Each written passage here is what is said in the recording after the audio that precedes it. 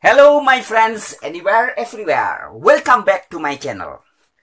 Oke sahabat-sahabat, langsung aja ya. Pada kesempatan ini saya akan menjawab pertanyaan dari beberapa orang yang sering ditanyakan mengenai pernyataan salah satu surat Al-Quran, yaitu surat Ali Imran ayat 84, yang mengatakan barang siapa mencari din atau agama selain Islam, maka tidak akan diterima. Nah, sehingga ayat itu terkesan kuat bahwa mengatakan bahwa selain agama Islam, yang lain nggak akan diterima. Bagaimana tanggapan seorang Franz Donald? Oke, tanpa buang-buang waktu, saya akan langsung menanggapinya. Ya. Jadi sahabat-sahabat, saya memahami tentang makna dari ayat Ali Imran 84 ini pada tahun 2004. Ya. Kemudian saya menulis buku judulnya Allah dalam Alkitab dan Al-Quran. Sebentar, saya ambil bukunya. Nah, ini penampakan bukunya ya. Ini cetakan yang kesekian ya. Buku ini dulu sempat bestseller. Saya tulis tahun 2004, cetakan pertamanya 2005 ini ya. Nah, singkat ceritanya, saya mengetahui makna dari Ali Imran 84 pada satu saat malam-malam dalam meditasi. Dalam meditasi saya mendapat pencerahan dari Nur Muhammad atau cahaya ilahi, atau kalau orang-orang Kristen nyebutnya Roh Kudus atau Roh Suci ya. Kalau teman-teman Hindu menyebutnya Atman ya. Jadi saya tidak berpikir apa-apa, tapi tiba-tiba saya diberitahu bahwa makna kata Islam yang sesungguhnya adalah, nah, saya tulis ini ya sahabat-sahabatku ya, perhatikan baik-baik. Islam ini adalah bahasa Arab atau suatu kata yang ditulis dengan bahasa Arab, Arabik ya. Aslama, Islam ya, adalah bahasa Arab yang kalau diterjemahkan ke dalam bahasa Indonesia yang baik dan benar, artinya adalah pasrah diri atau berserah diri. Ini bahasa Indonesia. Kalau diterjemahkan ke dalam bahasa Inggris yang baik dan benar, surrender. Tulisannya surrender, double R. Ini bahasa Inggris. Ya. Jadi arti atau makna dari kata Islam yang paling benar dan yang asli dan yang sesungguhnya adalah bahasa Arab untuk kata surrender in English atau pasrah diri atau berserah diri dalam bahasa Indonesia. Bukan yang lain. Ya, jadi Islam bukan merek suatu agama, merek suatu organisasi, merek dari suatu gerakan yang dipimpin oleh seseorang. Bukan. Tapi Islam adalah kata sifat. Sekali lagi, Islam adalah kata sifat yang dalam bahasa Inggris bermakna surrender, dalam bahasa Indonesia pasrah diri atau berserah diri. Itulah Islam yang asli. Nah, dengan demikian sahabat-sahabatku, untuk memahami makna yang benar dan paling asli. Benar dan paling asli. Dari surat Ali Imran ayat 84 tadi yang mengatakan barang siapa mencari agama selain agama apa? Islam. Nah, ini harus dipahami. Barang siapa yang mencari agama selain agama pasrah diri, atau mencari agama selain agama surrender, maka tidak akan diterima. Bisa ditangkap ya? Jadi Islam dalam hal ini bukan merek agama, tapi suatu sikap hidup. Itu sebabnya di dalam surat Al-Quran yang lain, dalam surat Al-Baqarah ada, dalam surat Al-Maidah juga ada dikatakan orang-orang yang beriman itu orang Yahudi, Sabiin, Nasrani, mereka juga akan selamat. Karena apapun agamanya, merek agamanya, itu bisa pasrah diri, bisa surrender, bisa bersikap Islam. Bisa dipahami sahabat-sahabatku. Oke, sebelum lanjut lebih jauh, saya ingin mengajak sahabat-sahabat untuk melihat cuplikan video berikut ini. Dari Islamnya sendiri. Bukan dari guru-guru tertentu, tapi dari Islam sendiri. Islam itu sebenarnya bukan, dalam Al-Quran itu Islam bukan berarti agama Islam. Makna Islam yang sebenarnya dalam Al-Quran itu ketundukan berserah diri. Itu apa? Mau mengikuti kebenaran, kebaikan, dan mau menolak kebatilan. Siapapun yang mengikuti kebenaran dan menolak kebatilan, itu dia Islam. Dia Islam. Ini perkataan dari Nabi. Islam itu adalah ketundukan atau berserah diri. Bukan bermerek agama. Kalau bermerek agama berarti Tuhan itu sektarian. Kalau cuma bermerek agama, tidak akan menggunakan kitab Injil dalam Al-Quran. Tidak akan menggunakan Taurat. Tidak akan menggunakan Sabiin. Kalau Habib mengatakan itu berarti ada aja dong orang yang mengaku Islam tapi dia tidak Islami gitu. Banyak. Mayoritas lah. Saya aja belum tentu Islam. Ya. Saya masih jauh dari kebenaran Islam. Karena itu sifat ya. Nah, sahabat-sahabatku, itu tadi cuplikan video podcastnya Om Deddy Corbuzier dengan Habib Krippo atau Habib Zain Al-Shagaf. Ya. Dimana dari pemaparan Habib Krippo, ternyata penjelasan dia tentang makna Islam yang sesungguhnya sama persis dengan apa yang Roh Kudus atau Nur Muhammad sudah sampaikan kepada saya sekitar tahun 2004 terdahulu. Ya.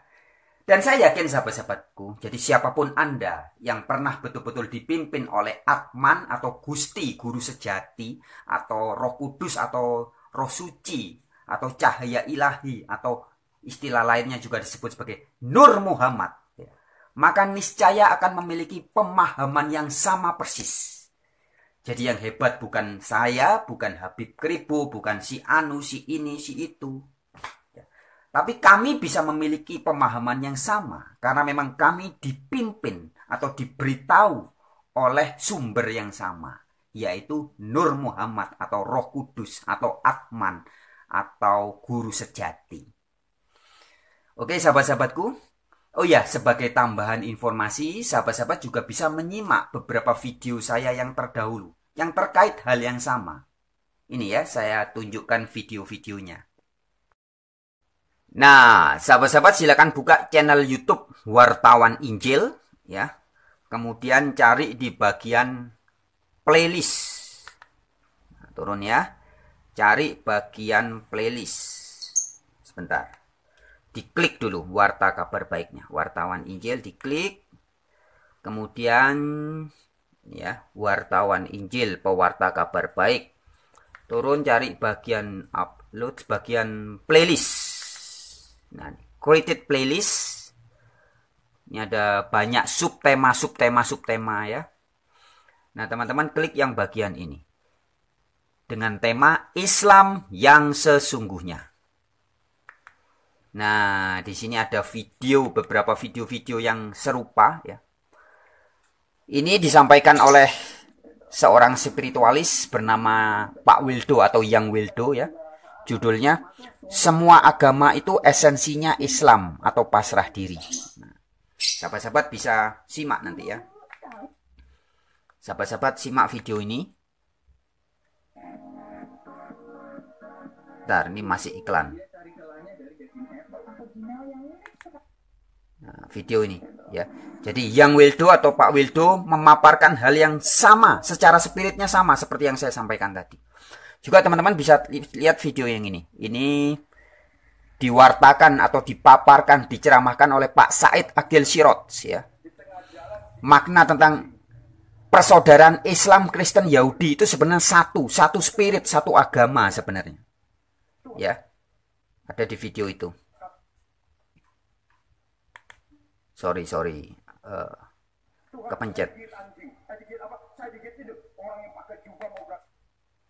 Teman-teman juga bisa lihat video yang ini, judulnya Yahudi dan Kristen yang asli itu Islam. Loh, kok bisa? Nah, judulnya gitu ya. Di video ini juga saya sudah sampaikan bahwa sesungguhnya makna dari Islam itu adalah pasrah diri atau berserah diri. Sehingga siapapun atau agama merek apapun, kalau sikap hidupnya pasrah diri, mau apakah itu Kristen, Yahudi, apapun, siapa yang sikap hidupnya tunduk patuh berserah diri, maka dia adalah Islam. Ya. Oke, sekian dulu video pada kali ini sahabat-sahabatku. Sampai jumpa di video yang lain ya. Tetap semangat, jaga kesehatan, ya. Salam sejahtera. Shalom, shalom, rahayu, namaste, namo buddhaya.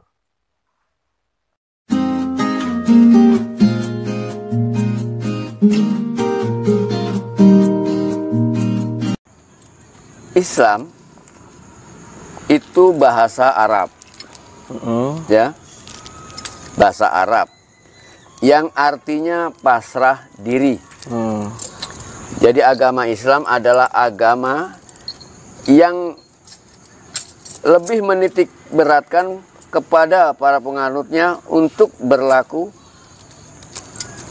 pasrah diri, atau dengan kata lain pasrah diri adalah merupakan esensi dari ajaran yang ada di dalam tuntunan yang disebut dengan Islam, atau dalam bahasa kitanya yaitu pasrah diri. Kalau kita baca di dalam Quran bahwa Tuhan menurunkan agama pasrah diri ini, itu mulai dari Adam, ya, mulai dari Adam hingga Muhammad, katakanlah seperti itu. Ya. Jadi pada hakikatnya semua agama yang pernah turun itu membawa pesan yang sama,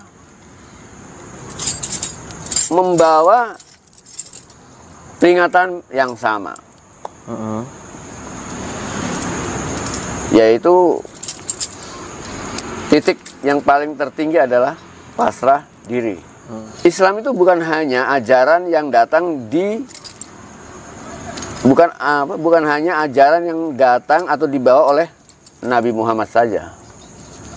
Tapi Islam atau agama pasrah diri ini sudah dibawa mulai dari semenjak manusia pertama.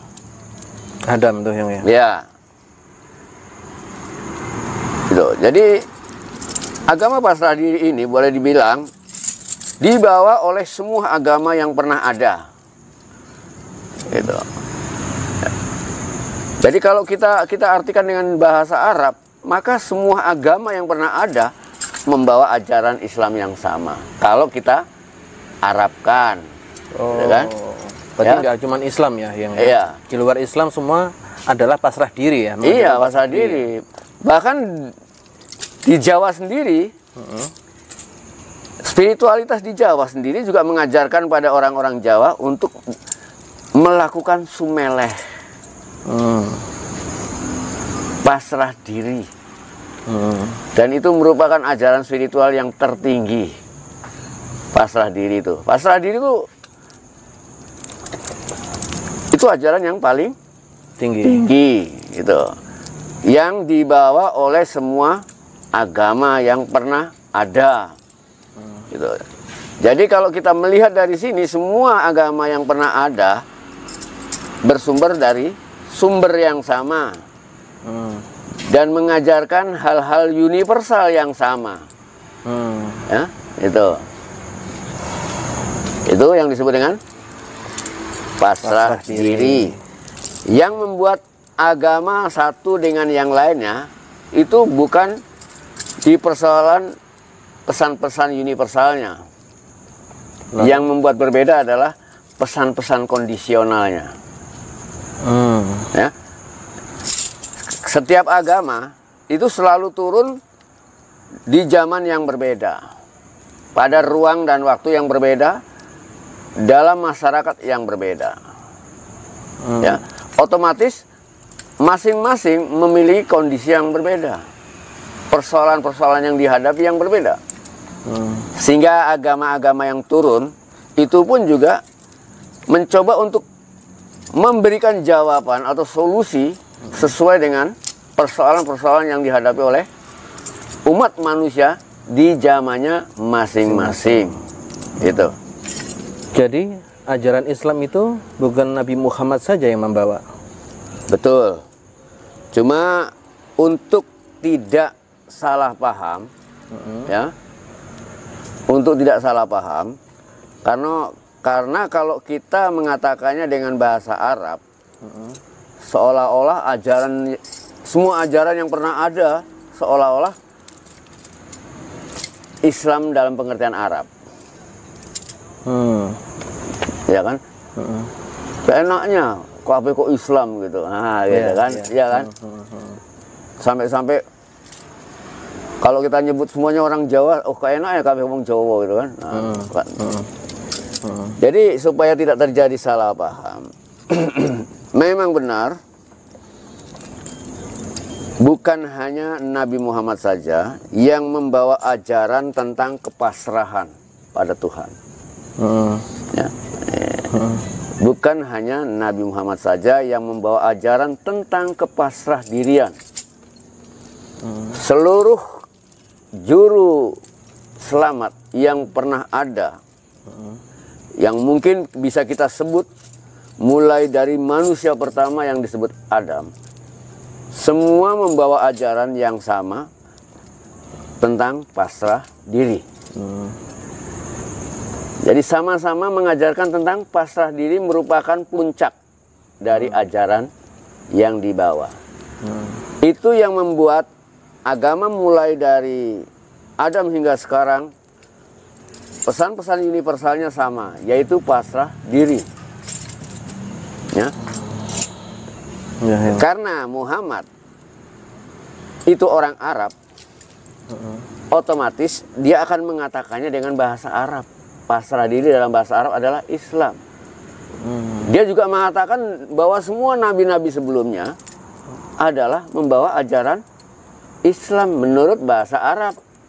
Ya kalau kita menurut bahasa kita, bahwa semua nabi-nabi sebelumnya, semua juru pengingat sebelumnya juga membawa ajaran yang sama, yaitu pasrah diri.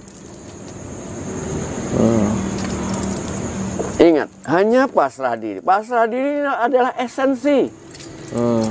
Ya, esensi. Ya. Yang membuat berbeda agama dari pertama sampai sekarang adalah bungkusannya. Sama namanya. Nah, biasanya namanya tergantung pada bungkusan. Ya. Namanya tergantung pada bungkusan. Nah, mungkin contohnya gini. Kalau Islam atau pasrah diri itu adalah esensinya, maka kita kasih contoh misalnya perhiasan, ya. Perhiasan itu macam-macam. Ada kalung, ada gelang, ada giwang, ada cincin, ada pin, ya, ada bracelet, apa ya kan? Macam-macam ya kan? Nah, semua perhiasan ini esensinya emas. Iya. Iya kan? Nah, semua agama yang pernah datang tuh seolah-olah ketika datang pertama dia berbentuk kalung. Terus datang yang kedua berbentuk giwang. Dia menyebutnya giwang karena bentuknya giwang. Ada yang akhirnya setiap agama itu namanya sesuai dengan bentuknya. Ada yang giwang, ada yang kalung, ada yang gelang, ada yang cincin, ada yang bracelet, ada yang pin. Masing-masing memberikan namanya sesuai dengan bentuknya. Ya. Namun para penganutnya lupa pada esensinya, lupa pada emasnya. Padahal bentuknya beda-beda, tapi semuanya emas. Esensinya emas. Emas. Nah, sehingga mereka bertengkar tentang bentuk. Sing api ku kalung, rek. Gak iso sing api ku gelang. Sehingga apa? Cincin. Mereka sibuk bertengkar tentang bentuk sampai lupa pada esensinya. Kenapa mereka sampai nggak tahu esensinya?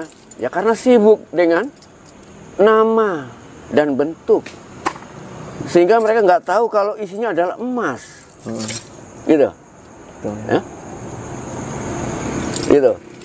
Mereka nggak tahu kalau isinya emas dan sama. Nah, kemudian ketika Nabi Muhammad datang, Nabi Muhammad membawa ajaran lagi. Tapi Nabi Muhammad tidak lagi memakai nama bentuk. Lalu dia menyebutnya sebagai agama emas. Ya. Akhirnya keluarlah agama emas ya. Emas. Pemahamannya. Ya, emas, gitu kan? Jadi Nabi Muhammad langsung mengatakan, orang dari zaman pertama sampai sekarang orang hanya sibuk masalah bungkusan sampai lupa sama esensinya. Nah, akhirnya Nabi mencoba memberikan nama agamanya dengan nama esensinya, emas. Ya. Namun celakanya para penganut ajaran yang didakwah Nabi Muhammad ini, yang Nabi Muhammad menyebutnya emas, mereka menyangka emas adalah nama dan bentuk. Nama dan bentuk. Padahal itu esensi. Nah ini, akhirnya yang nggak jauh beda dengan kasus-kasus yang pernah terjadi sebelumnya.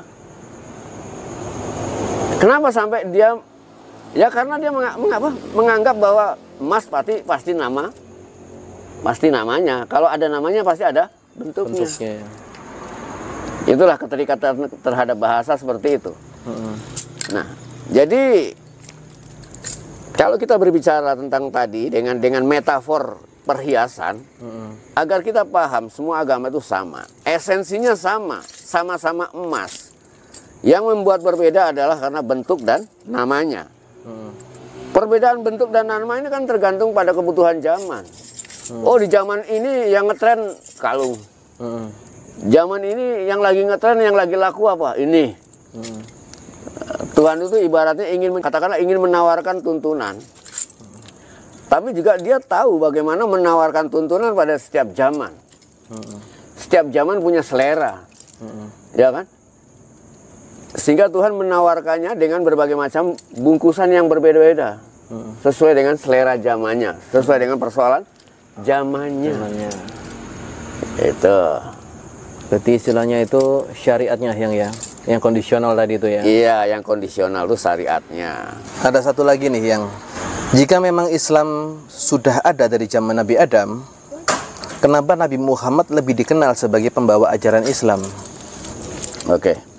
Dan kebanyakan orang mungkin juga sering kali berpendapat atau berpaham seperti itu, seolah-olah Islam itu hanya Muhammad yang membawa.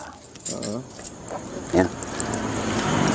Pada penjelasan sebelumnya itu sudah yang jelaskan dengan baik, cuma mungkin agar lebih jelas lagi bahwa agama yang secara universal semuanya sama, ya, membawa esensi yang sama, ya, dari mulai manusia pertama hingga sekarang sama. Jadi kalau kita ke Taiwan kehilangan koper di bandara, pasti kembali, karena mengembalikan itu biaya negara, dan tidak mengembalikan adalah kriminal. Loh, bukankah sepotong ini juga Islam?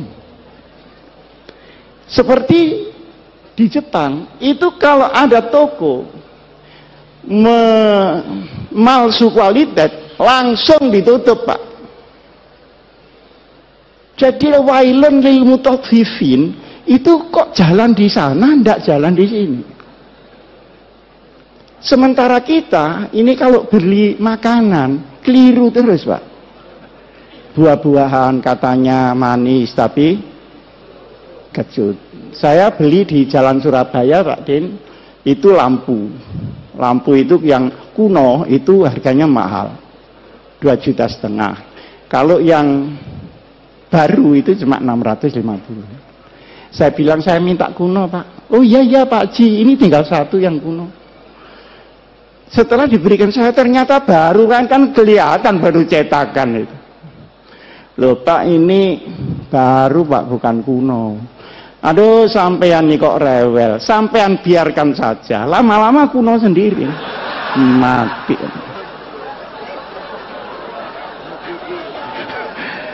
Itu namanya sekarang katanya mukidi. Ini lama-lama kuno sendiri. Wah, ini orang belum tahu siapa yang beli ini.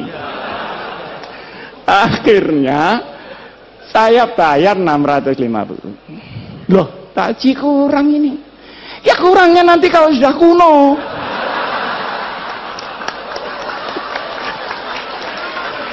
Itu kira-kira ada di Jepang apa ada di Indonesia kira-kira? Nah terus sepotong ini saja loh ya, bukan la ilaha illallahnya. Yang Islami yang mana? Akhirnya dia sadar, loh Bapak ini dari Sidoarjo, enggak, saya dari Malang. Lu Malang mana? Itu kan ada Pondok Al-Hikam, itu pondok saya. Oh kalau begitu Bapak ini Pak Hasyim Muzadi ya? Kok enggak bilang dari tadi ya?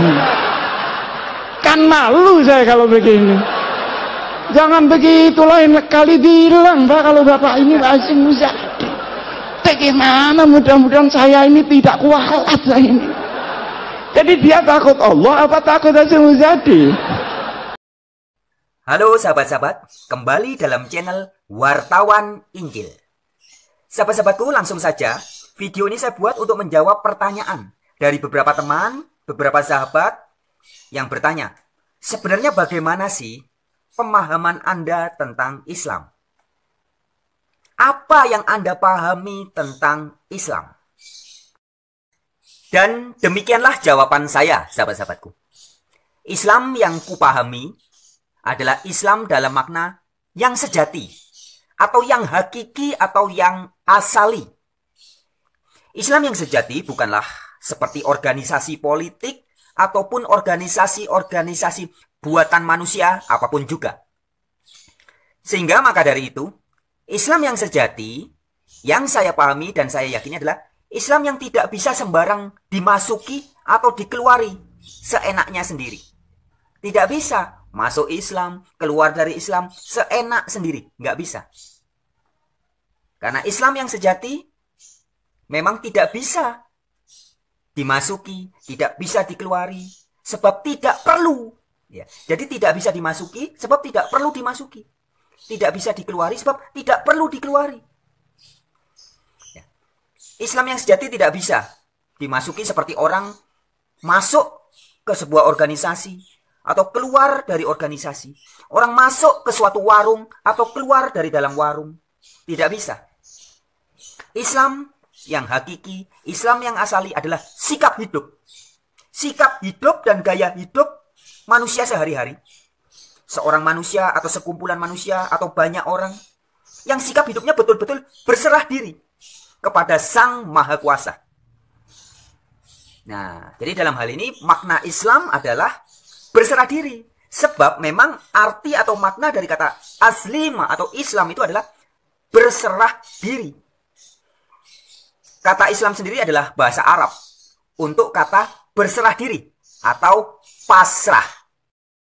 Sejatinya semua manusia, bahkan segala makhluk, bukan hanya manusia ya, segala makhluk yang dalam kehidupan sehari-harinya betul-betul berserah diri kepada Sang Penciptanya, berserah diri kepada Sang Khaliknya, maka semuanya bisa disebut sebagai, dalam bahasa Arab, Islam. Dalam bahasa Indonesia, pasrah atau berserah diri. Jadi sekali lagi, bukan hanya manusia, pohon-pohon, bunga-bunga, segala macam jenis tumbuhan, binatang-binatang, baik yang di darat, yang di laut, yang di udara, semuanya. Jika berserah diri, maka mereka semua dalam bahasa Arab bisa disebut sebagai Aslimah atau Islam. Adapun sebenarnya Islam yang sejati ya, Islam yang hakiki, tidak identik dengan orang-orang yang berbahasa Arab. Kata Islam atau aslima sendiri memang suatu bahasa Arab. Islam adalah bahasa Arab atau istilah kata berbahasa Arab yang maknanya sama dengan berserah diri. Atau padanannya dalam bahasa Indonesia adalah hidup pasrah. Orang yang pasrah sama dengan orang Islam. Pasrah sama dengan Islam. Islam sama dengan pasrah. Sobat-sobatku, sebelum jatuh dosa, Adam dan Hawa senantiasa hidup secara Islam, secara tunduk patuh, secara berserah diri, secara pasrah kepada Sang Maha Pencipta. Tapi setelah ikut kata-kata iblis, lalu keduanya tidak lagi pasrah, tidak lagi Islam kepada Sang Khalik. Nabi Musa dan para pengikutnya, orang-orang Yudaisme, orang-orang Yahudi yang kemudian disebut juga sebagai penganut Yudaisme, yang menjalani hidup sehari-harinya secara setia, tunduk patuh, taat, berserah diri, pasrah kepada Sang Khalik, yang mereka sebut sebagai Yehovah atau Yahweh.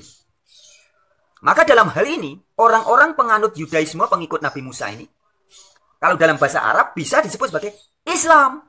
Bahasa Indonesia ini disebut sebagai pasrah.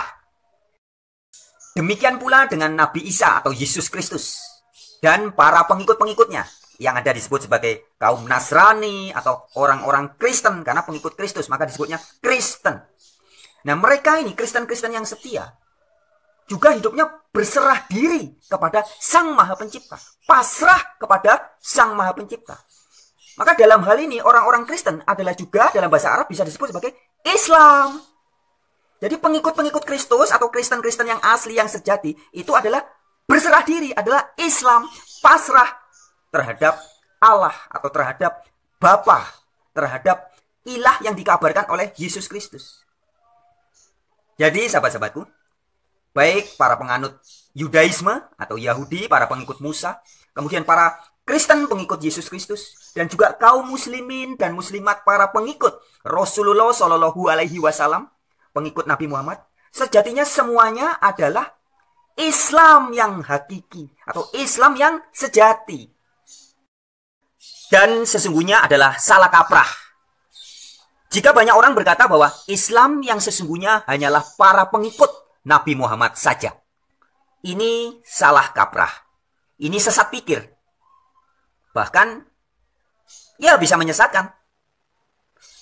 Apalagi kalau ada orang yang bilang, orang Islam harus wajib berbahasa Arab.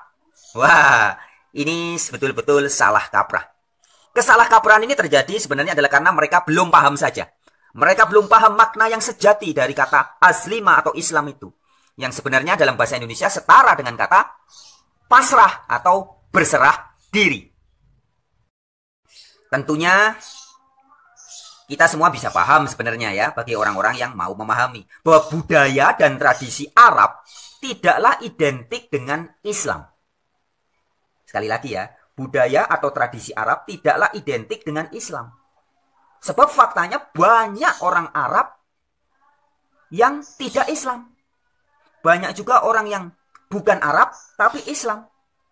Nah, jadi Islam dan Arab tidak identik. Nah, sahabat-sahabatku, sebagai sebuah ilustrasi atau analogi ya, izinkan saya memberikan ilustrasi demikian. Orang Indonesia, jadi Islam itu saya ilustrasikan sebagai bangsa Indonesia. Ini hanya ilustrasi saja ya. Jadi orang Indonesia atau bangsa Indonesia itu terdiri dari banyak suku bangsa. Banyak bahasa, banyak budaya, tradisi, dan terdiri dari ribuan pulau dengan adat istiadat yang beraneka warna. Dari Sabang sampai Merauke berjajar pulau-pulau, sambung menyambung menjadi satu, itulah Indonesia. Sahabat-sahabatku, tentu salah besar jika ada orang yang berkata bahwa Indonesia adalah Jawa dan Jawa adalah Indonesia. Selain Jawa bukan Indonesia.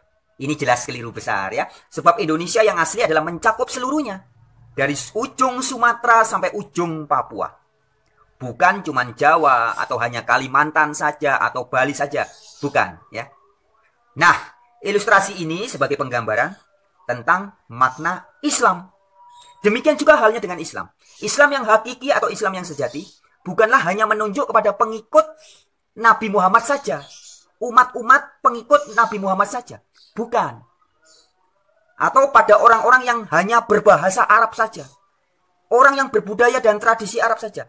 Bukan. Ya. Tapi seluruh manusia, agama apapun juga, suku bangsa apapun juga, apapun warna kulitnya, semuanya yang hidupnya sungguh-sungguh berserah diri kepada Sang Khalik, kepada Sang Pencipta, maka semuanya dalam bahasa Arab bisa disebut sebagai Aslima atau Islam. Dalam bahasa Indonesia, pasrah, tunduk patuh, berserah diri.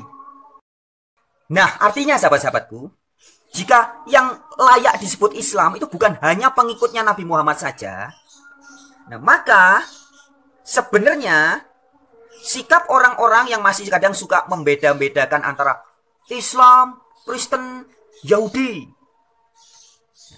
ini adalah sebuah sikap yang muncul atau timbul dari suatu kegagalpahaman atau kesalahpahaman tentang hakikat dari Islam itu sendiri. Mengatakan bahwa Islam berbeda dengan Yudaisme, berbeda dengan Kristen. Nah, dalam hal ini laksana atau ibaratnya orang yang kurang pinter atau kurang cerdas yang berkata bahwa Indonesia beda dengan Jawa, Indonesia beda dengan Bali. Ini nggak nyambung ya. Sebab sesungguhnya Jawa, Bali itu bagian dari Indonesia. Nah, maka hal-hal seperti ini adalah salah kaprah. Sebab faktanya yang benar adalah Jawa, Bali, dan lainnya dari Sabang sampai Merauke semuanya adalah Indonesia. Nah, demikian juga dengan Islam ini tadi. Islam seluruh dunia yang sikap hidupnya secara pasrah, secara tunduk patuh, secara taat berserah diri kepada Sang Khalik, niscaya semuanya bisa disebut dalam bahasa Arab sebagai Islam. Jadi bukan hanya pengikut Nabi Muhammad saja, ya, tapi seluruh dunia, baik pengikut Nabi Musa di zaman dulu juga Islam.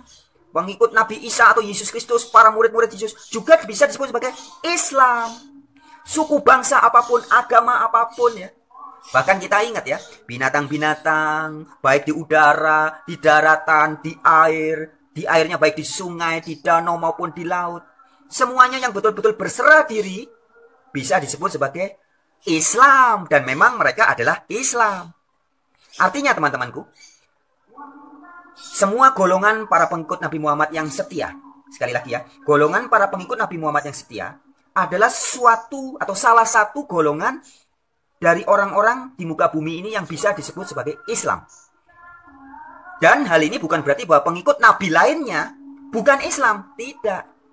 Yudaisme pengikut Musa, kemudian Kristen pengikut Isa, sejatinya mereka juga Islam. Jika Islam dipahami secara hakiki atau asali, atau dalam makna yang sejati. Sekali lagi ya sahabat-sahabatku, perhatikan baik-baik. Membatasi Indonesia hanya sebatas Jawa saja, ini jelas hasil pikiran yang sesat.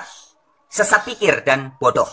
Nah, demikian halnya jika ada orang yang bersikuku mengatakan bahwa yang boleh disebut Islam itu hanyalah pengikut Nabi Muhammad saja.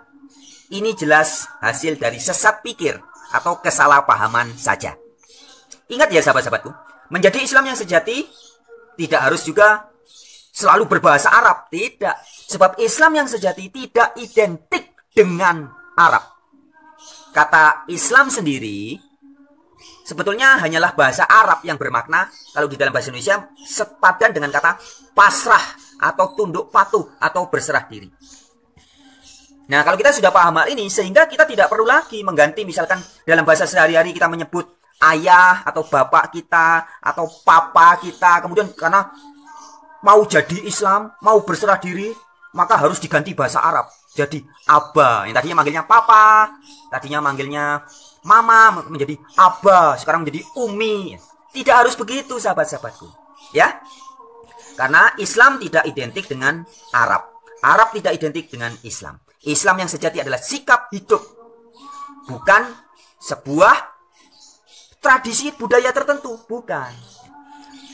Jadi tidak perlu ya, sekali lagi teman-teman, nggak apa-apa mau suka memanggil mamanya diganti Umi, tidak apa-apa. Tapi harus ada kesadaran bahwa menjadi berislam, berserah diri, tidak otomatis berarti harus mengubah semuanya menjadi ke-Arab-Araban, tidak perlu. Sebab Islam yang sejati cukup dijalani saja secara hidup sehari-hari, secara praktek nyata. Hidup yang pasrah, yang total kepasrahannya kepada Sang Khalik. Orang yang menjalani hidup betul-betul pasrah kepada Sang Khalik, maka dalam bahasa Arab, orang-orang seperti ini layak disebut sebagai Islam. Kalau orang Jawa bilang pasrah. Ya. Oh iya, satu hal lagi sahabat-sahabatku. Satu hal yang penting untuk dipahami juga adalah, sesungguhnya Islam yang sejati ya, itu sempurna. Islam yang sejati itu bukan organisasi agama, tapi sikap hidup manusia. Nah, sikap hidup manusia yang tunduk patuh atau berserah diri atau Islam itu adalah sikap yang sangat sempurna. Sekali lagi ya, Islam yang sejati adalah sempurna. Sehingga karena sempurna, maka Islam yang sejati ini, yang benar-benar sempurna ini, niscaya tidak bisa terhina atau ternista oleh karena sebab perbuatan siapa dan apapun juga. Atau dengan kata lain, semua orang yang berani menyebut diri sebagai Islam atau mengaku-ngaku sebagai Islam, tapi kok realitanya ternyata kadang-kadang sedikit-sedikit gampang merasa terhina, sedikit-sedikit merasa sebentar-sebentar ternista, hanya karena tulisan orang, hanya kata perkataan orang, merasa bahwa wah, aku ternista, aku terhina. Nah, yang seperti ini sebenarnya pada hakikatnya bukanlah sungguh-sungguh Islam. Ya, atau kalau mau disebut Islam, minta disebut Islam ya, itu hanyalah Islam-Islam yang tidak asli. Sebab sejatinya Islam yang sejati, Islam yang hakiki, tidak bisa betul-betul dihina oleh makhluk apapun juga yang ada di muka bumi. Atau dengan kata lain, semua yang bisa terhina hanyalah Islam yang tidak sungguhan, tidak betulan, tidak hakiki. Atau sobat-sobatku, dengan kata lain juga bisa kita pahami demikian. Agama Islam, ya, jadi yang adalah suatu organisasi tertentu bikinan manusia yang diberi label Islam, itu agama Islam. Beda dengan Islam, ya. Islam yang sejati adalah sikap hidup. Tapi agama bikinan manusia-manusia yang diberi label atau organisasi-organisasi tertentu yang diberi label Islam, itu memang kadang-kadang bisa merasa terhina atau ternista oleh salah satu sebab. Namun ingat baik-baik, Islam yang sejati, Islam yang hakiki, Islam yang asali tidak pernah dan tidak akan pernah bisa betul-betul terhina atau ternista oleh sebab apapun juga. Karena Islam yang sejati bukanlah agama hasil karya manusia. Oke sahabat-sahabatku, demikianlah pemahaman saya tentang Islam yang sejati, Islam yang sempurna, Islam yang hakiki, Islam yang asali. Baik, sekian jawaban dari saya atas pertanyaan itu. Wartawan Injil untuk Indonesia.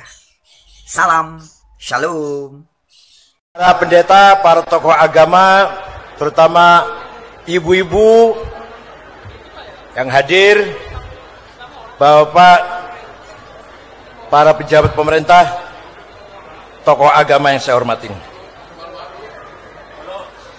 Manusia itu bahasa Arabnya insan.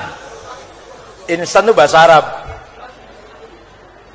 Kata benda, kata kerjanya Anas. Gak usah ditambah urbaningrum, Anas gitu aja. Adjektifnya kalau maskulin Anis, yang gak usah tambah Baswedan, Anis gitu aja.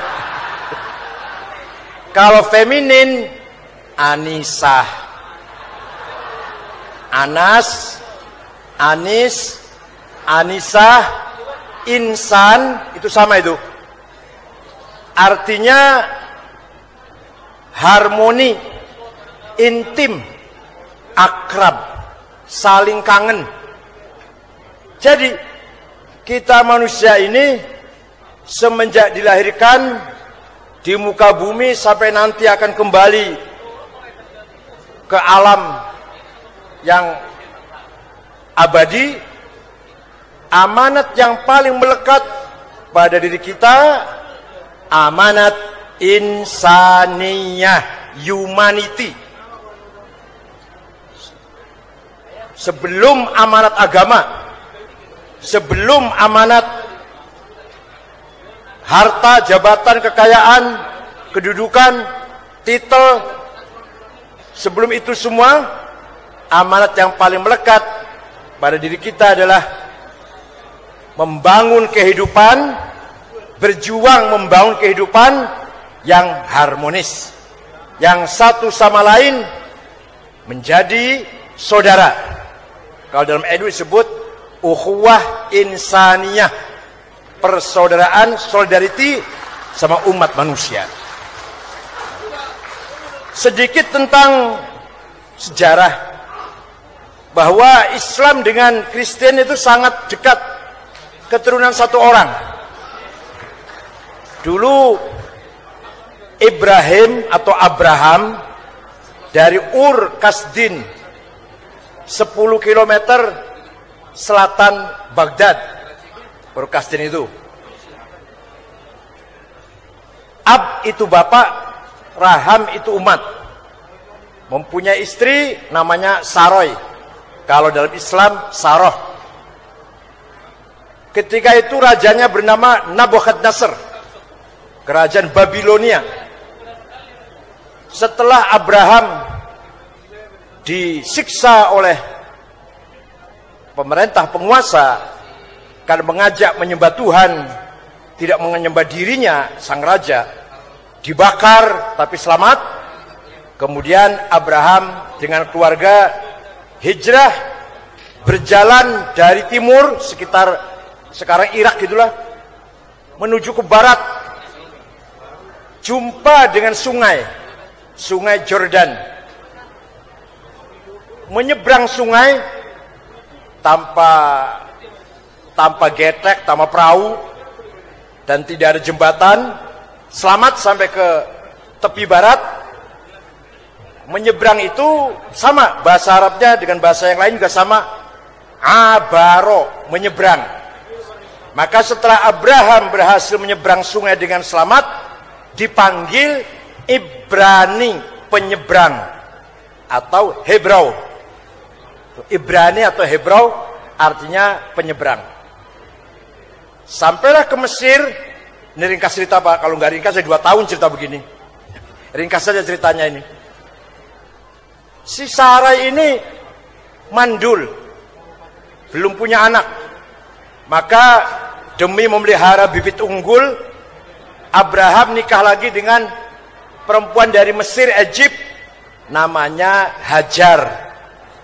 Rupanya jamunya kuku bima atau sarang semut Papua gitu kira-kira. 9 bulan punya anak, melahirkan, yang istri muda, yang Hajar ini. Anaknya laki-laki. Diberi nama Yishmail.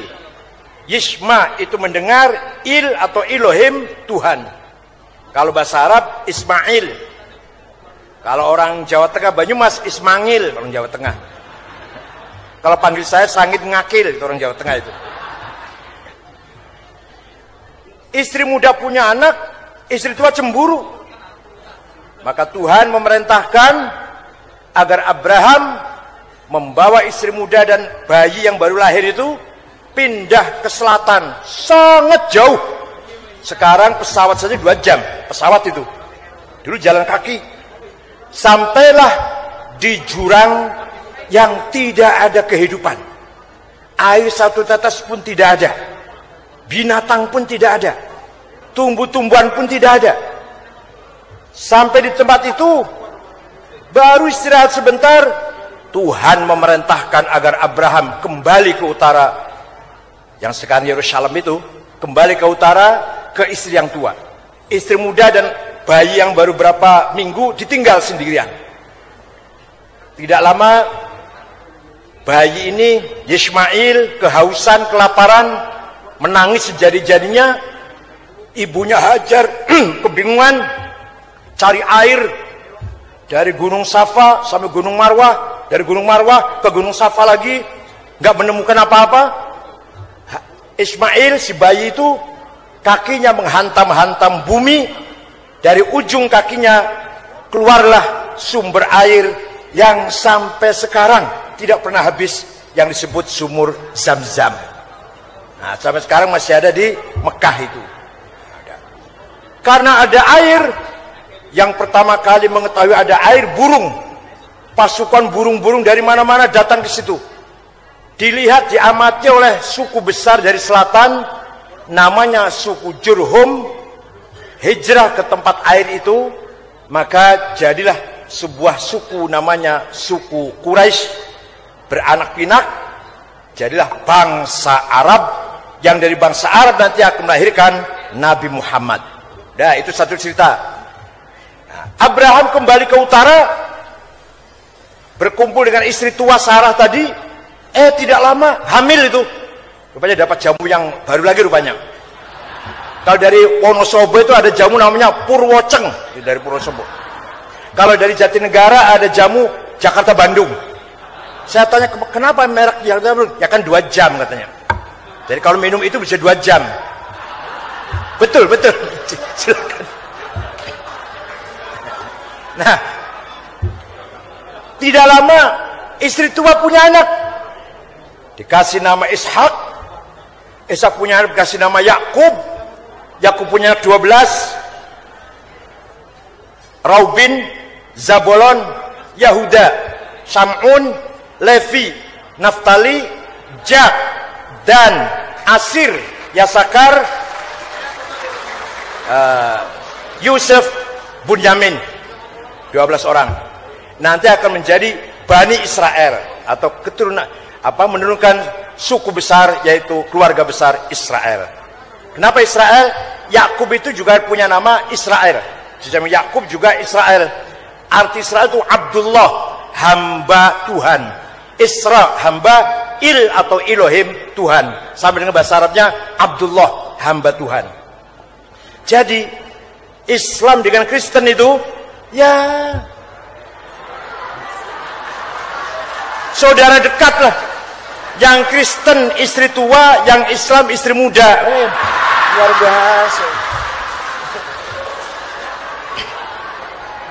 Maka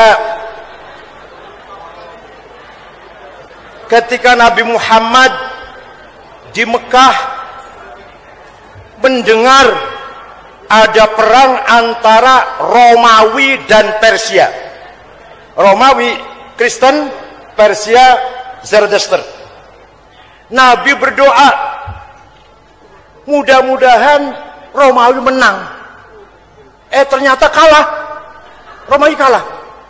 Nabi Muhammad sedih. Untuk menghibur kesedihan Nabi Muhammad, turun Al-Quran, satu surat, namanya surat Romawi. Saya bacakan ibunya. Alif Lam Mim, Ghulibatir Rum fi adnal ardi wa hum min ba'di ghalabihim sayaghlibun fi bid'i sinin fayawma idzi yafrahul mu'minun.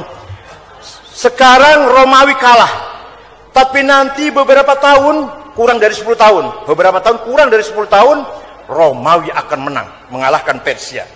Kalau nanti Romawi menang, hendaklah Muhammad dan orang-orang Islam menyambut gembira atas kemenangan Romawi. Fal yafrahil mu'minun, orang Islam harus menyambut gembira, menyambut kemenangan Romawi. Jadi di Al-Quran ada surat Romawi, di Bible nggak ada surat Mekah. Ya, iya kan? Di Quran ada surat Romawi. Sampai sekarang masih dibaca oleh orang Islam. Semua baca surat itu. Dah. Ternyata kemudian Romawi menang. Dah. Setelah pindah hijrah ke kota Yathrib, Nabi Muhammad jumpa orang Yahudi. Waktu di Mekah nggak ada orang Yahudi. Di Yathrib ada orang Yahudi. Karena Yathrib ini kota yang dibangun oleh seorang bernama Yathrib bin Laud bin Amlik bin Smith bin Nuh. Nah, di situ ada orang Yahudi, 3 suku malah. Mendengar gosip yang menyakitkan bahwa Bunda Maria itu selingkuh dengan Yusuf si tukang kayu sehingga punya anak Yesus. Itu hasil perselingkuhan, zina antara Bunda Maria dengan Yusuf si tukang kayu. Nabi Muhammad menangis, Pak, dengar gosip itu. Mohon pada Tuhan gimana cara mengkanternya. Mohon pada Allah. Nah, turunlah satu surat dalam Al-Quran, surat Bunda Maryam. Isinya antara lain, wadhkur fil kitabi Maryam idzin tabadat min ahliha makanan syarqiyya. Katakan Muhammad bahwa Maryam itu perempuan suci, jauh dari perbuatan yang keji. Jadi di Quran itu ada surat Bunda Maria, di Bible nggak ada surat Khadijah. Pokoknya Islam menang lah, pokoknya Islam menang. Karena datangnya belakangan. Betul, di Quran ada surat Maryam, satu surat. Ada surat Romawi di Quran itu. Artinya menjelaskan atau membuktikan bagaimana sebenarnya agama sumbernya satu, terutama Yahudi, Kristen, dan Islam. Tiga agama ini sumbernya sama, yaitu Tuhan Allah menurunkan kitab sucinya, Taurat, Zabur, Furqan, the Old Testament, the New Testament, dengan Al-Quran, kesatuan yang tidak bisa dipisahkan sebenarnya. Lah kok bisa perang bertengkar? Ya kepentingan. Lah kalau ustadz, kiai, atau imam masjid kepentingan terganggu, ya marah. Bisa ngurangi amplopnya gitu. Wah, ya marah. Saya pikir pendeta juga sama lah kira-kira itu. Ya kalau mengancam kehidupan, sumber kehidupannya, marah semua. Mau ustadz, mau kiai, mau pendeta, mau pastor, sama lah. Jadi pada dasarnya Yahudi, Kristen, Islam satu kesatuan yang tidak bisa dipisahkan. Dalam Quran malah ada surat namanya surat Bani Israel, menjelaskan bagaimana Israel itu dengan hubungan dengan agama Islam sangat dekat sekali. Nah, ini singkat saja ini, karena waktu udah sore. Kalau rinci 2 tahun saya berdiri di sini. Kalau rinci, setelah 13 tahun Muhammad di Mekah gagal. Hanya mendapat pengikut 120 orang.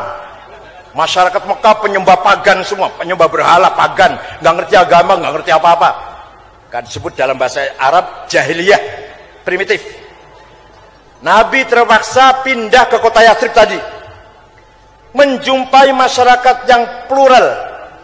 Ada Muslim pendatang, bahasa Arabnya muhajirin. Ada Muslim pribumi, 2 suku. Bahasa Arabnya Ansor. Maka NU punya gerakan pemuda Ansor. Ketika Gus Dur presiden, akhir-akhir digoyang oleh yang menggoyang. Itu Ansor Jawa Timur, Surabaya, Sidoarjo, Pasuruan berangkat ke Jakarta bela Gus Dur, pasukan berani mati waktu itu. Kemudian demo, pas di Bundaran HI hujan besar, lari semua itu. Masuk kantor NU. Ya, ditanya oleh Pak Hashim Muzadi, ketuanya waktu itu, katanya berani mati, kok lari semua? Saya berani mati, tapi tidak berani masuk angin. Ya udah nggak apa-apa. Itu Ansor.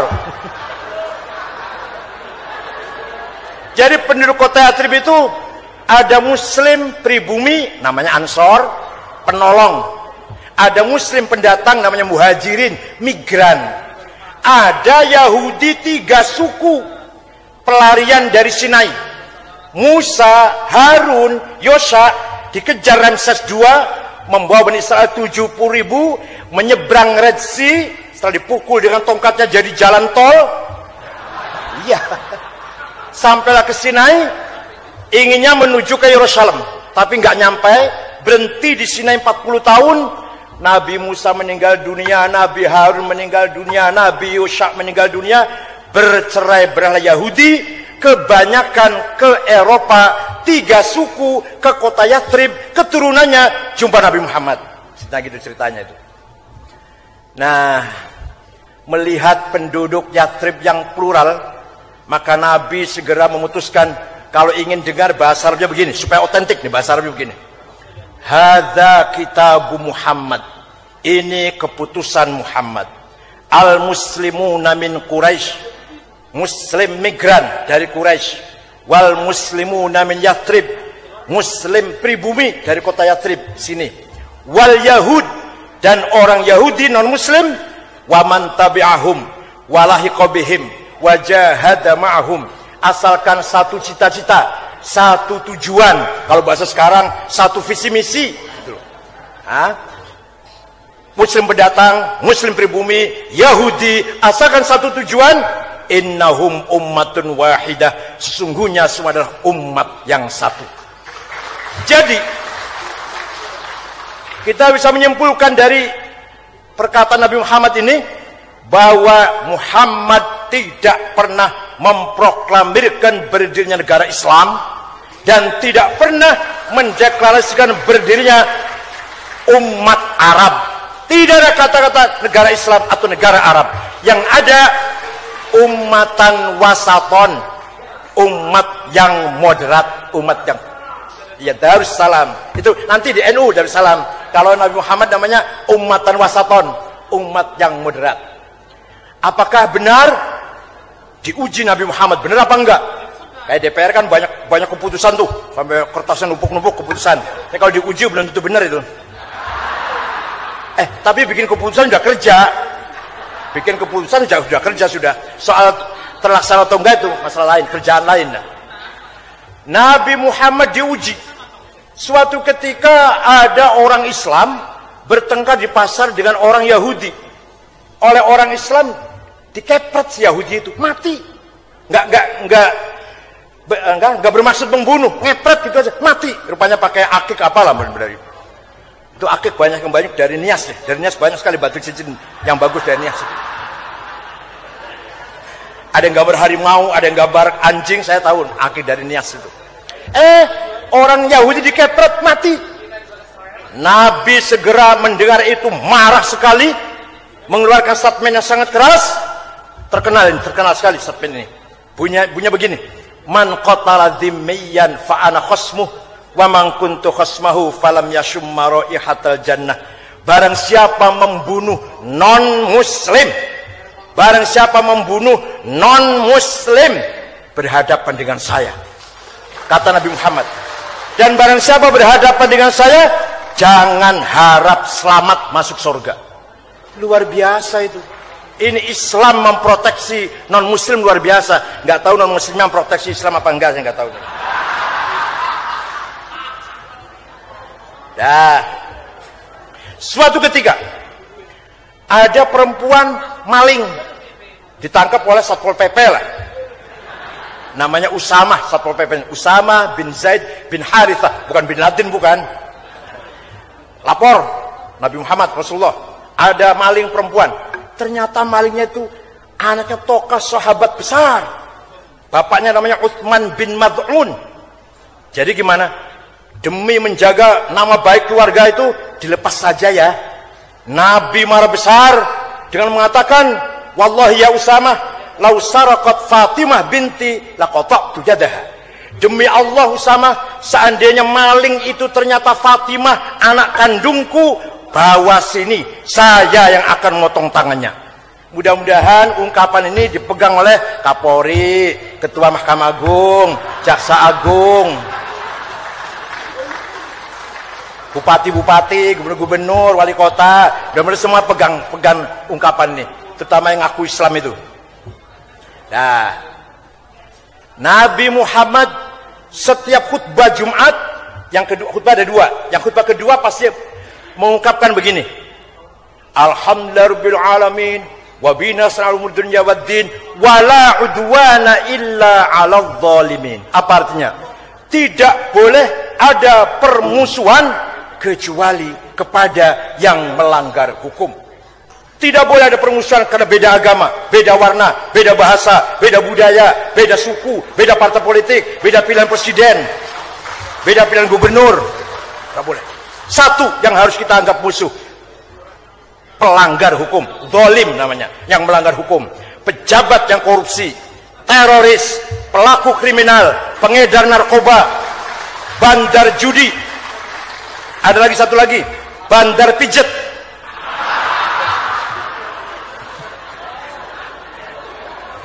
Itu harus kita lawan itu, harus kita berantas itu. Itu musuh kita bersama itu. Bandar judi, bandar narkoba ketangkep, ternyata pengurus masjid misalkan, tangkap. Bandar judi ternyata pengurus gereja, tangkap. Bukan karena agama ini, karena perilaku. Wala udwana illa 'alal zalimin. Malah suatu ketika ada orang pakai gamis, pakai jubah, berangkat sholat Jumat. Di tengah jalan digigit anjing. Anjing dipukul. Kesakitan lapor pada Tuhan. Tuhan, saya digigit anjing. Digigit apa? Saya digigit itu. Orang yang pakai jubah mau berangkat sholat Jumat itu. Stop. Tanya, kenapa kamu pukul anjing itu? Karena dia gigit gamis saya kotor. Nah, sekarang anjing tanya, kenapa kamu gigit orang itu? Saya pikir kalau orang sudah pakai jubah, pakai sorban, nggak punya marah. Marah juga. Sama, nggak ada bedanya dengan yang pakai jeans sama pakai kaos, sama apa bedanya itu? Jadi agama itu bukan pakaian, bukan simbol, bukan masjid besar, bukan gereja mewah, bukan menara yang tinggi, bukan salib emas. Agama adalah ada dalam hati kita masing-masing.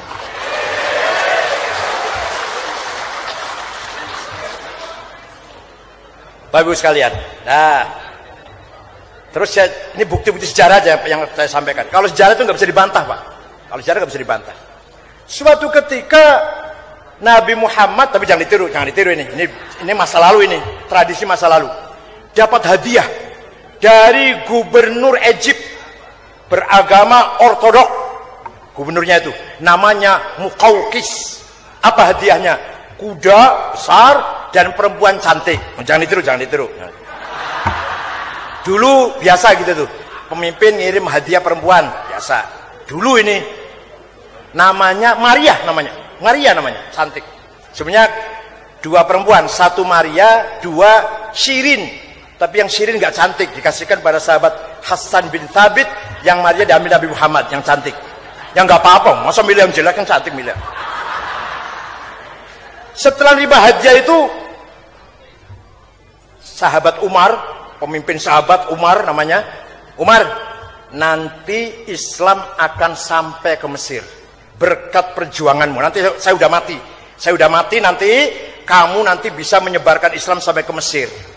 Kalau iya nanti Islam sampai ke Mesir, titip kebesaran, martabat, kehormatan keluarganya Maria jangan kamu ganggu. Itu artinya apa? Ortodok Koptik jangan kamu ganggu, itu artinya. Betul, Pak. Islam datang ke Mesir, Nabi Muhammad sudah meninggal, sudah. Islam sudah nyampe ke Mesir, sampai sekarang pusat ortodok Koptik di Alexandria tidak pernah diganggu sampai sekarang. Hanya belakangan sudah 10 tahun, 20 tahun sering ada gereja dibom, belakangan ini. Dulu nggak ada, Pak. Sejak Islam masuk ke Mesir sampai kemarin tuh, sampai tahun 2000-an lah, aman sebenarnya. Ini baru setelah kemarin nih, setelah ada teroris lahir, namanya kelompok takfiri, semua orang itu kafir semua. Maka orang lagi sholat Jumat pun dibom. Kemarin 4 bulan yang lalu 380 orang meninggal. Itu kelompok Islam radikal yang namanya takfiri. Di Indonesia juga ada. Itu limpahan dari Timur Tengah itu. Kalau budaya rongsok dibawa ke sini, ya Allah. Dah. Betul, Pak. Pesan Nabi Muhammad pada Umar, Islam di Mesir tidak pernah mengganggu ortodok Koptik. Ketika Maulid Nabi, pausnya itu namanya Senoda. Dulu namanya Habib Sa'id, diganti oleh Senoda, menghadiri acara Maulid Nabi. Ketika hari Paskah, Grand Sheikh Al-Azhar juga menghadiri acara hari raya Paskah. Biasa itu. Bukan barang aneh itu. Saling ziarah, saling menghormati, saling menghadiri acara masing-masing. Itu terjadi di Mesir. Nah, Khalifah Umar berkunjung ke Yerusalem. Waktu itu namanya bukan Yerusalem, namanya kota Elia. Yang memberi nama kota Elia itu Kaisar Hadrianus. Datang ke sana, diterima oleh pembesar Kristen namanya Sophronius. Epirusnya itu namanya Sophronius. Akhirnya sudah berkenalan, Umar jalan-jalan, ingin lihat gereja, karena di Mekah Madinah nggak ada gereja. Ya, masuk ke gereja, lihat-lihat. Lagi di dalam gereja, datang salat asar, ada azan. Umar keluar, sholat di luar, di halaman, di luar. Kata Sofrinus, kenapa nggak mau sholat di dalam? Saya sediakan sajadah lah. Apa jawabnya Umar?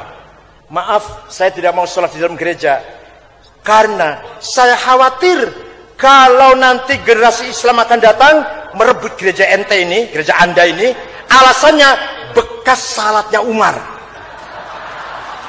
Betul, dalam sejarah ada itu. Maka beliau nggak mau sholat dalam gereja, khawatir nanti orang Islam merebut gereja itu jadi masjid, mengabadikan tempat salatnya Umar nanti. Itu terjadi ketika Umar jadi khalifah. Walhasil kesimpulannya, kalau manusia bahasa insan artinya keharmonisan, maka Islam sebenarnya dari kata salam, shalom, damai, peace, atau dari kata salamat, selamat, bahasa Arab itu salamatun, selamat, atau dari kata taslim, menyerah total kepada Tuhan. Jadi Islam, salam, salamat, taslim, itu sama, menyerah Tuhan, menyerah total kepada Tuhan.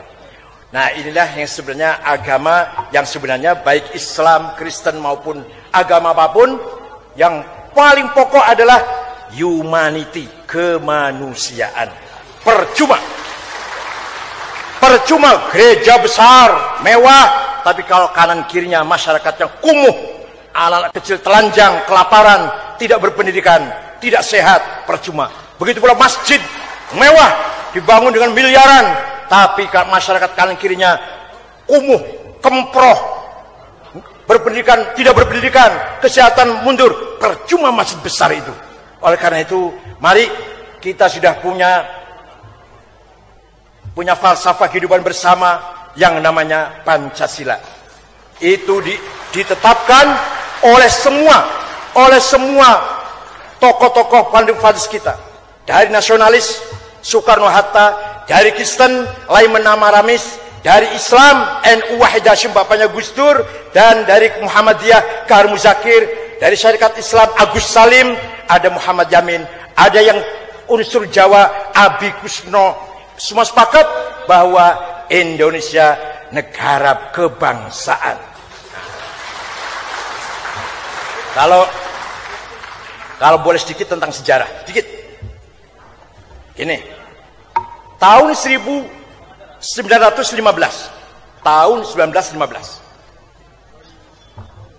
wilayah Islam sedunia ini dipimpin oleh satu pemimpin namanya Khalifah di Turki Ottoman. Ya.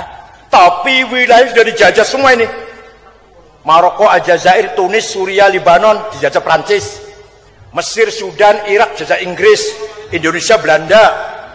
Jadi wilayahnya sudah dipretelin semua oleh penjajah. Khalifahnya the sick man of Europe, orang sakit. Ringkas cerita, Hasyim Asy'ari, pendiri NU, kakeknya Gus Dur, melihat itu semua, dia punya kearifan, bisa melihat ke depan. Ini nanti sistem khilafah akan bubar. Kalau udah bubar akan berdiri negara nation sendiri-sendiri, kebangsaan. Nanti kalau iya, jangan sampai Indonesia menjadi negara sekuler, menjadi negara yang tidak ada agenda agama, tidak perhatian dengan agama. Jangan sampai negara sekuler, tapi juga bukan negara agama. Maka Hasyim Asy'ari segera mengeluarkan jargon yang terkenal, barangkali Bapak juga bisa ngapalkan gampang. Hubbul waton minal iman. Apa artinya? Nasionalisme bagian dari iman kepada Tuhan. Itu apa itu? Maksudnya apa maksudnya? Hasyim Asy'ari maksudnya mengharmoniskan antara agama dan nasionalisme. Betul Pak. Tahun 1924 khilafah di Turki bubar. Jadilah Turki modern, nasionalis. Siapa yang membubarkan khilafah? Mustafa Kamal Ataturk. Khalifah terakhir Abdul Majid dibuang ke Jerman. Nah, yang penting Turki merdeka. Yang lain-lainnya karep-karepmu kono, kira-kira itu bahasa Jawanya lah. Terserah kamu sekalian. Maka lahirlah seorang nasionalis, sosialis, sekuler dari Damaskus bernama Mitchell Aflaq. beragama ortodok ya, dari Suriah, menggembleng, mengkader pemuda-pemuda Arab. Kalau saya sebut namanya panjang nanti, Abdul Karim Qasim, Hafid Asad, Hasan Bakar, Saddam Hussein, Jamal Nasir, Anwar Sadat, Jafar Umeri, bin Bella, Hawar Bumadjan, Habib Burgheba, semua dikader oleh Mitchell Aflaq. Berdirilah Partai Ba'ath, partai politik Arab pertama, sosialis, nasionalis, sekuler. Nah, masing-masing melawan penjajah. Ringkas cerita ini, ringkas saja cerita. Merdeka, Irak merdeka, Suriah merdeka, Mesir merdeka, Aljazair, Libya, Tunis, Sudan merdeka. Jadilah negara ini, sistem negaranya adalah sosialis, sekuler. Nah, di Indonesia beda, Pak. Di Indonesia nasionalisme, kita orang Islam nasionalis religius. Karena sudah disuarakan oleh Hasyim Asy'ari sejak sebelum bubarnya khilafah bahwa nasionalisme orang NU terutama nasionalis Islam, Islam nasionalis. Tidak bisa dipisahkan antara Islam dan nasionalis. Oleh karena itu prinsipnya NU, tujuan dibangunnya NU itu prinsipnya adalah tawassut dan tasamuh, moderat dan toleran. Moderat membutuhkan kecerdasan. Orang supaya modern harus cerdas. Kalau nggak cerdas ya nggak bisa modern.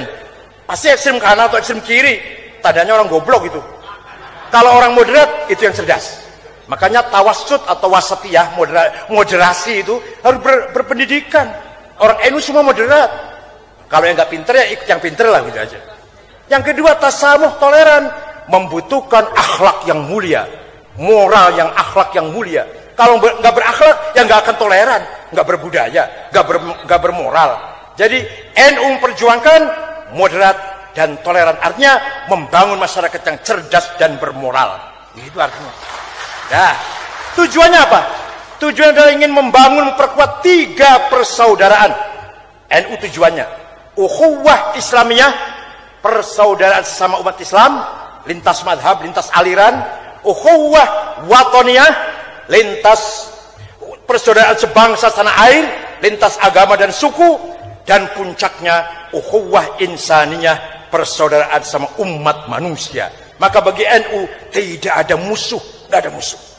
Jumpa orang Arab, Bapak dari mana Pak? Dari Saudi, orang Islam, saudara saya. Bapak dari mana Pak? Dari Batak, HKBP, saudara saya. Di sebelah saya manusia, maka harus dihormati. Ini saudara ini. Nabi Muhammad pidato paling akhir 84 hari sebelum wafat. 84 hari. Apa? Gini, pidatonya begini. Ayuhan nas, wahai manusia, bukan wahai umat Islam, bukan wahai orang Arab, manusia semuanya. Inna dima'akum haram, nyawa kalian suci. Wa amwalakum haram, properti kalian suci. Wa irdakum haram, dignity kalian semuanya suci. Kahurmat yaumikum hadza wa syahrikum hadza wa baladikum hadza, seperti sucinya hari wukuf haji ini, bulan suci Mekah, bulan suci haji dan kota Mekah. Jadi artinya Nabi Muhammad telah mendeklarasikan human right 15 abad yang lalu. Melihat orang sebelah kita manusia, harus kita hormati. Ada orang minta tolong tabrak mobil, mau minta tolong, tanya dulu, Islam apa Kristen? Islam. NU apa Muhammadiyah? NU. NU-nya Gus Dur apa NU-nya? Wah, mati dulu. NU-nya PKB apa P3? Mati dulu, tanya gitu. Maka membangun persaudaraan kemanusiaan ini yang paling berat sebenarnya. Kalau dalam Al-Quran dikatakan islahim bainan nas, membangun masyarakat yang saleh, yang solid, yang akur, yang rukun. Makanya tugasnya kiai-kiai di kampung itu Bu, bukan pendeta yang di kota, bukan, di kampung-kampung yang paling penting. Itu kalau nasihatin masyarakat yang akur, yang solid, jangan bertengkar, itu tanpa diperintah oleh pemerintah, tanpa diminta oleh, tanpa ada SK, tanpa ada gaji, tanpa ada honor. Kiai-kiai kampung kalau nasihatin yang akur, yang rukun. Kalau ada musibah, apapun angin puting beliung, apa longsor, yang sabar, yang tegar. Itu artinya kiai-kiai kampung kecil itu sedang membangun kepribadian bangsa, membangun jati diri bangsa. Bangsa Indonesia yang solid, yang sabar, yang tegar, tidak mengenal putus asa. Mari kita tunjukkan bahwa bangsa Indonesia bangsa yang beradab, yang bermartabat. Maka saya sering katakan, silahkan cari ilmu agama Islam ke Arab. Saya dari Arab Pak, 13 tahun setengah, pulang bawa anak 4. Gus Dur, Mesir dan Irak sekolahnya. Mustafa Bisri, Mesir. Pak Quraish Shihab, Mesir 15 tahun. Pak Agil Munawar, Menteri Agama, sama itu senior saya tuh, 15 tahun juga. Saya 13 tahun setengah. Yang saya bawa pulang ilmu agama Islam, bukan jenggotnya saya bawa pulang.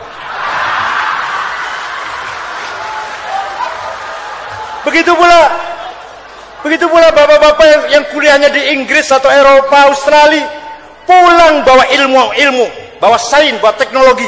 Jangan bawa budaya-budaya barat yang nggak cocok dengan kita di sini. Mentang-mentang kue Eropa, mentang-mentang itu pakainya seenaknya, ciuman di airport, di mall-mall ciuman. Waduh, bukan budaya orang Indonesia itu, bukan. Budaya kita ada budaya malu, nggak sebebas-bebasnya begitu. Gak bergaul bebas, ciuman di tengah-tengah orang banyak, gak boleh itu. Malu saya lihatnya. Silakan cari ilmu ke Amerika, ke Australia, ke Eropa. Pulang jangan bawa budayanya. Bawa ilmu pengetahuan, teknologi dari Amerika, silakan. Begitu pula sekolah di Arab, bawa ilmu agama. Pak Quraish Shihab, ahli tafsir Quran, paling ahli itu. Saya ya, jelek-jelek saya filsafat Islam lah. Saya bawa ilmunya, saya nggak bawa jenggotnya, enggak.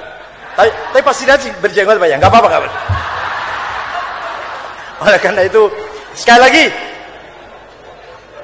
jadilah negara Indonesia negara yang bermartabat berbudaya.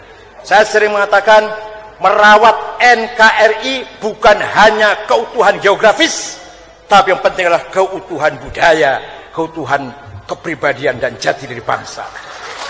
Mari, Pancasila tidak menggeser agama. Ini banyak orang yang gagal paham. Dikira Pancasila menggeser agama. Enggak. Silakan sholat 5 waktu di masjid. Silakan puasa Ramadan, pergi haji, zakat. Silakan orang Islam.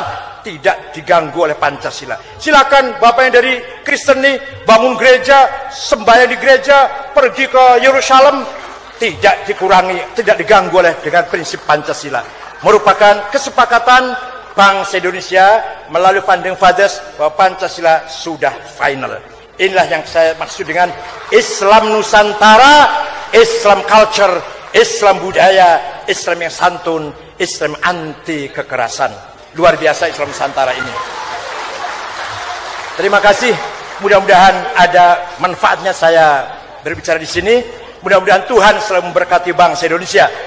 Tuhan selalu merahmati, memberikan kasih sayang kepada seluruh bangsa Indonesia, agar bangsa Indonesia mampu menjaga martabat budayanya, mampu membangun negaranya, tidak ketinggalan dengan negara-negara yang lain. Biarkan negara yang lain silahkan kacau balau, apalagi di Timur Tengah lah, bom di sana sini meledak. Indonesia mari kita jaga, tidak seperti Timur Tengah, mudah-mudahan. Terima kasih. Mohon maaf kalau ada perkataan yang tidak berkenan. Wassalamualaikum warahmatullahi wabarakatuh. Hello my friends everywhere, anywhere. Oke sahabat-sahabat, langsung aja ya. Pada video kali ini kita akan menanggapi komentar ya dari beberapa komentator yang sempat menyimak video-video beberapa waktu yang lalu yang saya upload ya. Pertama-tama saya ucapkan terima kasih banyak buat siapapun Anda yang sudah pay attention ya, memperhatikan, memberikan waktu, memberikan perhatian ya, dan juga mungkin kalau ada yang membagikan video-video di channel Wartawan Injil ini kepada teman, sahabat, saudara dan lain sebagainya. Terima kasih banyak ya. Juga buat yang selalu memberikan apresiasi, komentar-komentar, baik komentar yang pro maupun yang kontra. Thank you very much. Oke sahabat-sahabat, langsung aja ya. Jadi saya mau mengomentari komentar orang ya. Jadi ada beberapa orang yang mengomentari video yang terdahulu yang bertajuk tentang makna Islam ya. Di beberapa waktu yang lalu saya membuat video yang membahas tentang arti yang sesungguhnya dari kata aslema atau Islam. Nah, teman-teman yang belum menyimak silakan simak itu ya. Di situ saya sudah jelaskan, saya paparkan bahwa makna daripada kata Islam adalah pasrah diri atau berserah diri. Ya, tentunya konteksnya bukan pasrah kepada setan, pasrah kepada bos, pasrah kepada anak, kepada suami, kepada istri, kepada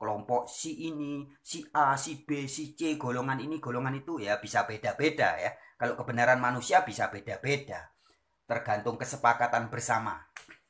Tapi kalau kebenaran ilahi mutlak sama. Oke, sekarang yang kedua. Mengapa pasti makna Islam adalah berserah diri atau pasrah diri atau surrender in English? Sebab kalau sahabat-sahabat teliti ya, sahabat-sahabat yang pernah membaca hadis-hadis teliti dengan seksama, dengan pikiran terbuka, dengan hati yang bersih ya. Ada beberapa hadis, salah satunya hadis Ibnu Majah, kemudian hadis, kalau nggak salah hadis Bukhari dan hadis Muslim. Pokoknya ada 3. Saya pernah membaca ada 3 kitab hadis yang berbeda mengatakan hal yang sama tentang Nabi Muhammad pernah berkata bahwa umatku akan pecah menjadi 73 golongan. Hadisnya bunyinya demikian. Akan tiba waktunya umat Yahudi akan pecah menjadi 71 golongan. Jadi ada 70 golongan binasa dan 1 golongan selamat. Perhatikan baik-baik. Perkataan Nabi Muhammad ya, yang tercatat dalam hadis. Umat Yahudi akan pecah jadi 71 golongan. 70-nya binasa dan yang selamat 1 golongan. Jadi lebih banyak yang binasa.